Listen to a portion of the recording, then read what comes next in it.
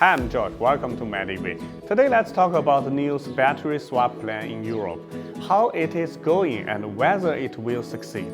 Back in October 2022, NIO announced its entry into Germany, Denmark, Sweden, and the Netherlands, and its plan to build 120 power swap stations by the end of 2023. But they underestimated how difficult it is to build infrastructures in Europe. In August 2023, the first third-generation swap station went live in Stockholm, Sweden, and that's only the 25th station in entire Europe. Half across the world in China, NIO has already built nearly 2,000 swap stations and over 30 million swaps done by 400,000 new cars. Such positive numbers show that the battery swap can be an efficient way to replenish the energy. So now it seems that the processes are very different on the two continents. But opportunities always lie within challenges. Battery swap has a bigger potential in the European electricity market.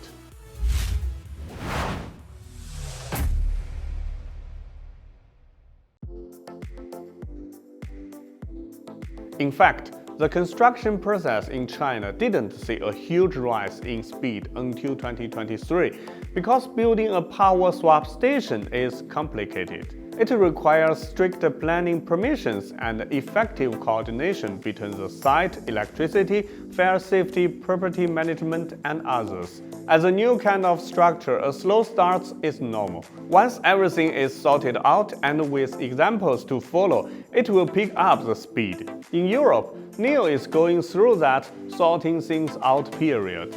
In comparison, a permit usually takes 6 weeks in China, but in Germany, it currently takes 16 months. Why such a big difference? Let me tell you a story. In Germany, NIO talked with an official with a PhD who is in charge of economics.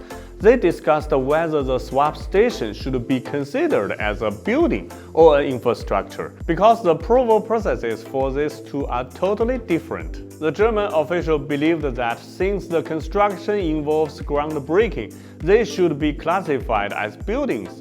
But NIO suggested that things like poles, substations, and base stations also have parts below the ground, but considered infrastructure. After hearing this, the official decided to go back and look into it. So without suitable regulations, getting the construction going is a real challenge. What NIO has been doing is finding trailblazers in Europe, and if there's a precedent, the following will be a smooth sail. Let me tell you another story. In March 2023, a new house is opened in Rotterdam. That day, the wind was blowing like crazy, so the power prices turned negative. They were even getting paid to use the excess supply. The head of NIO Netherlands joked, "If we had a few more stations here, we could consume more electricity and make some extra money." Renewable energy and decentralized power system are receiving strong support. A battery swap station is like a mini power plant that can be a part of the grid. NIO swap station can hold up to 21 batteries, around 2 MWh of energy.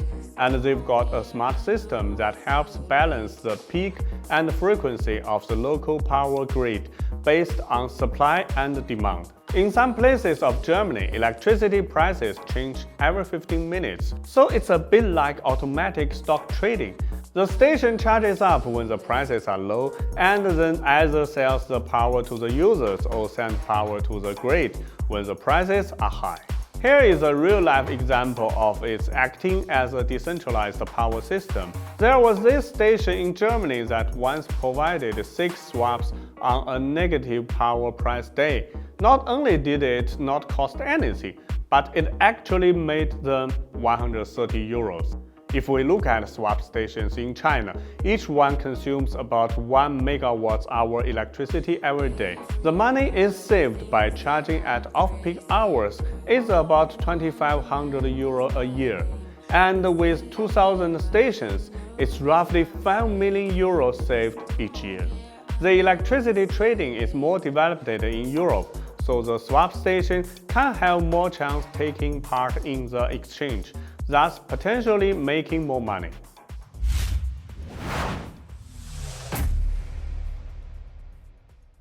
If we only look at the energy replenishment, swapping is fast, flexible, and seamless. Plus, you don't have to worry about the battery life. But these advantages are not affected by regions, because whether in Europe, China, or anywhere around the world, what consumers want are basically the same. But in fact, swap stations can do a whole lot more than that. They can participate in grid regulation, like peak adjustment and frequency control, thus helping the power grid handle more clean energy and reduce energy waste. Now you know why NIO is insisted on building power swap stations in Europe, because it's a huge deal that involves electricity trading, not just about changing your batteries. What do you think about this business? Please let me know. Thank you for watching.